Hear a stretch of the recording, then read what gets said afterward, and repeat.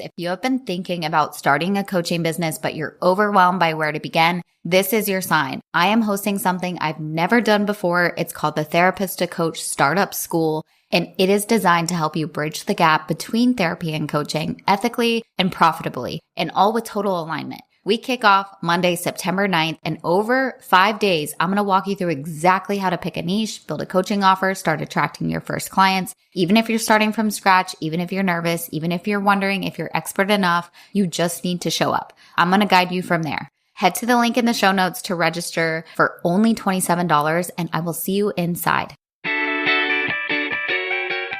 Welcome to the Thriving Therapreneur podcast, the show for ambitious therapists who are ready to unapologetically make more money, scale their impact, and build their dream coaching business. I'm Carly Hill, therapist turned coach turned CEO of a 7-figure online business.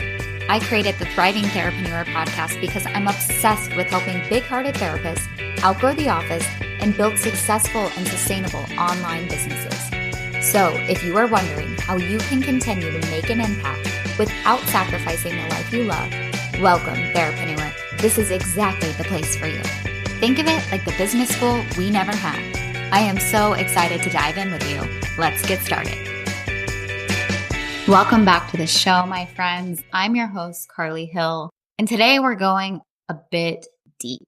We're going to talk about the ripple effect. We're going to talk about boldly declaring your fullest potential, because the ripple effect is so powerful. We don't need more people saying, well, I guess I'll do this. No, we need more people boldly declaring, I am here to allow my fullest potential to move through me. I am here to do the exact work I was put on this earth to do.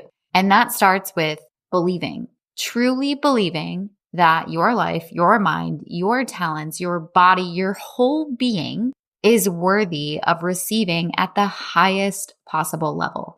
It starts with knowing you are worthy of serving at the highest possible level, therefore receiving at the highest possible level.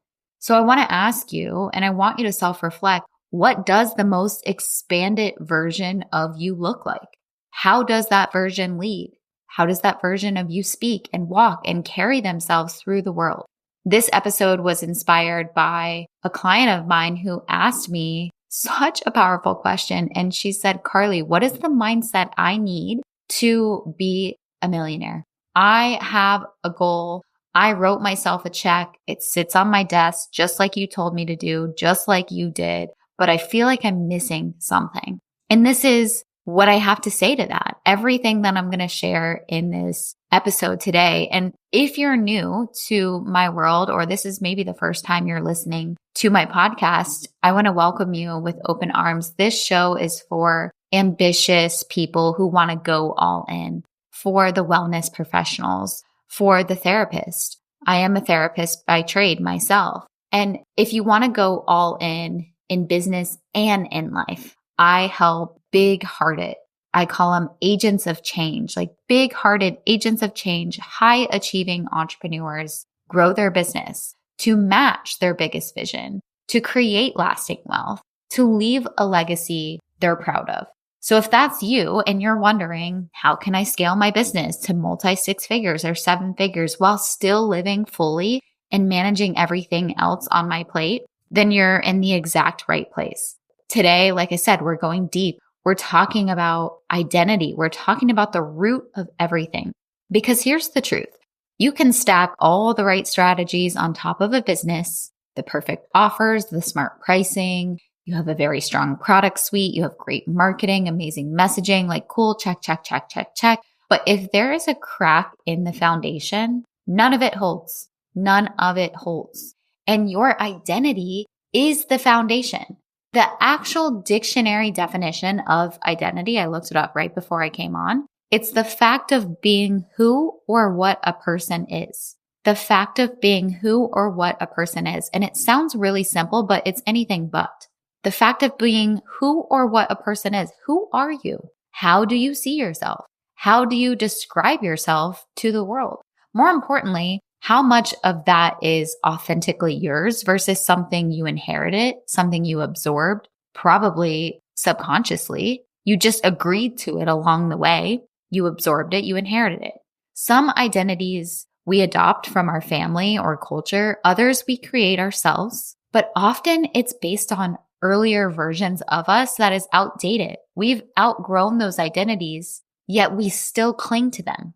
So an example from my own life, for years, one of my core identities was I'm a therapist in community mental health. I work for someone else. I'm a therapist in a 9-to-5 brick and mortar practice. I'm a therapist who earns around $50,000 a year. I loved my clients. I valued being of service. I enjoyed the work, but I also quietly believed that this was acceptable for me. This was just the amount I could earn. Anything beyond this was out of reach and not for people like me. It wasn't really just a job description. It was an entire identity about what was permissible for me financially, what was enough, and what I thought I was worth. I wasn't identifying as someone who could be an entrepreneur. And here's the kicker. I carried that identity for long after I left those roles. When I did start my business and I was an entrepreneur, I didn't see myself as a businesswoman.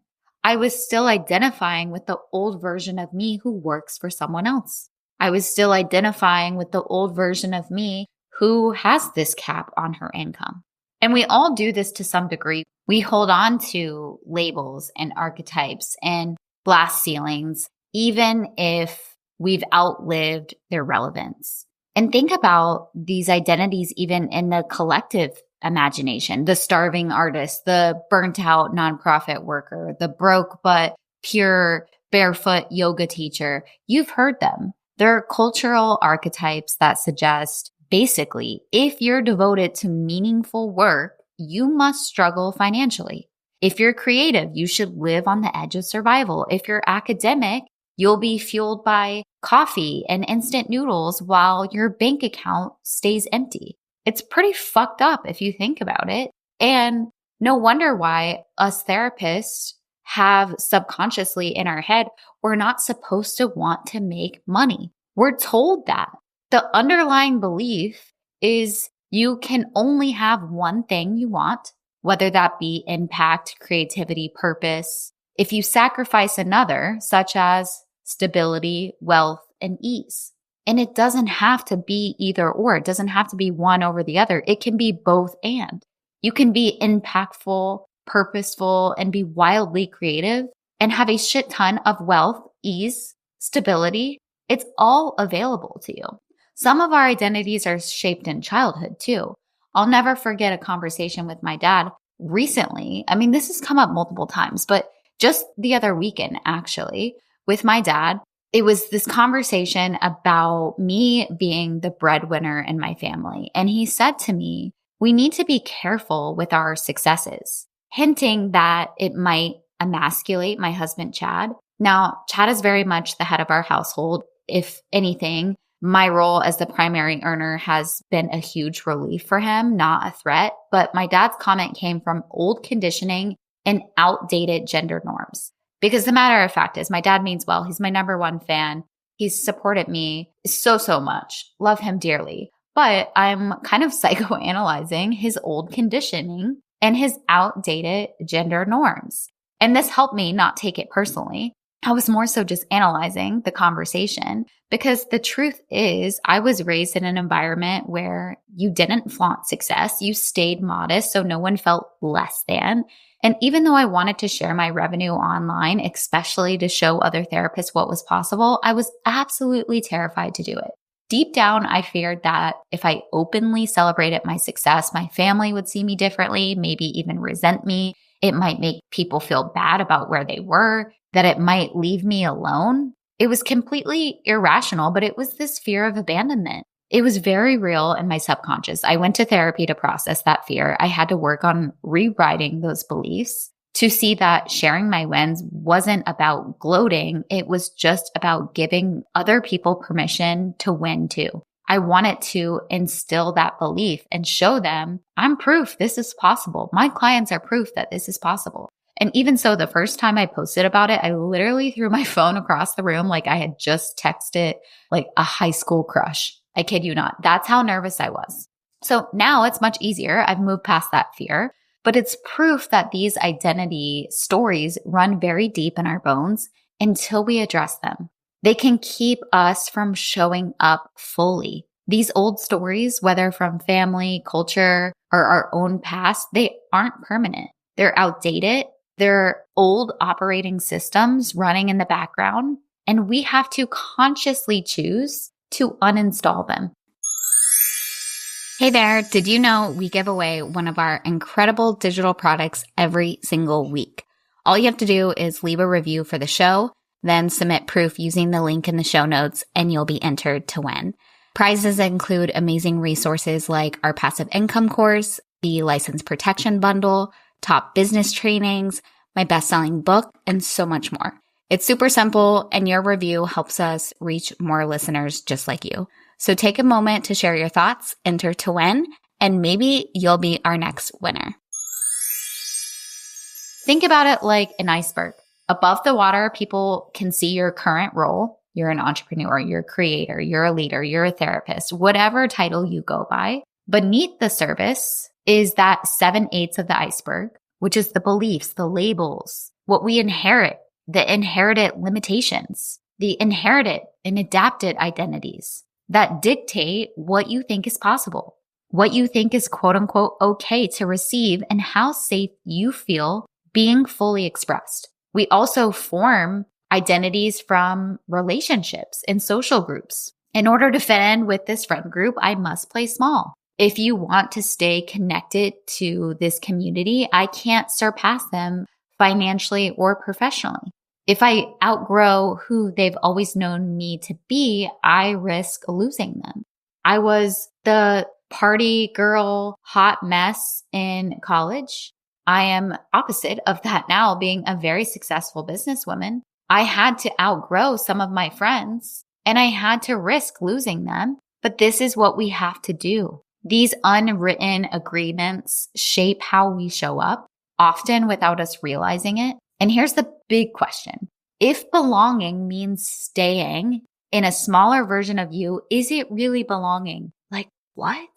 Right? Is it really even belonging if belonging means staying small? Because when you allow yourself to embody a bigger identity, you're forced to rethink what belonging means. And that can feel really risky, but is the risk worth it? Sometimes it's not even other people holding us back. It's our story about how they'll react when we outgrow them. Or not even when we outgrow them, really. How they'll react when, outgrow them is like I was referring to kind of maybe outgrowing some friend groups. But how they'll react when you share the true you. Like that's what I was afraid of, how my friends and family would react if I were to share my true success. This is what holds us back. We think people care more than they do. We imagine judgment and disapproval and rejection when in reality, they might actually cheer us on and be our number one fan. But until we examine that story, it's going to keep us playing small. This shows up in business all the time. Maybe you hold back from posting bold, authentic content online because you think my friends or family, they're going to think I've changed. My therapist friends are going to judge me. Or you're going to avoid celebrating a big win because you fear it's going to make other people uncomfortable. I listened to a podcast episode from Mel Robbins, love our girl Mel. It was about how social media is not for your friends. And it's so true. Use it in a business sense. Imagine that no friends or family were just going to see whatever you were going to air out. And if certain relationships require you to dim your light, you have to ask, is it worth sacrificing your fullest expression just to maintain them? That was a question I had to ask myself. If the relationship is going to require you to dim your light, is it worth sacrificing your fullest expression just to maintain those relationships? Playing small might have felt like the safe, loving, or like right thing to do, the good girl thing to do. But in reality, stepping into your fullest expression is one of the most powerful acts of self-trust you can take. It's not about puffing yourself up or performing some like inflated version of you. It's really just about peeling away the old layers, the outdated stories, the collective fears, the inherited limitations, and allowing your essence to lead fully, authentically. It would feel so good to do that, wouldn't it? It does. I can tell you from experience, it is liberating. So I want you to ask yourself, if I belonged completely to myself, how would I speak? How would I lead? How would I earn? How would I show up every damn day? Name it, claim it, say the number, even if it scares you. It's not really about the number anyways. It's about the energy you're willing to hold. Your gifts, whether they're in leadership, problem solving, creativity, healing, innovation, they are not meant to be hidden away. You didn't get them to bury under someone else's comfort zone. And when you let your biggest self be the CEO of your life and work, everything is going to change for you in your personal life and your professional life. Because when you belong to yourself first, you can reclaim that identity. Every space becomes safe. And when you shine, you give others permission to do the same. It's contagious. So just let this be your invitation to set down the old belief that staying small keeps you safe or keeps you loved. Pick up the truth that your bigness, is that even a word? Your bigness, your full unfiltered expression is service. Lead with service. Lead with that and just watch the ripple effect unfold. My love is with you. I'm going to leave you with that. Mic drop. I'll see you in the next episode. Thank you so much for listening to the Thriving Therapreneur podcast. I hope that this episode has inspired you to reduce burnout, work smarter, and see the freedom potential you have as a therapist.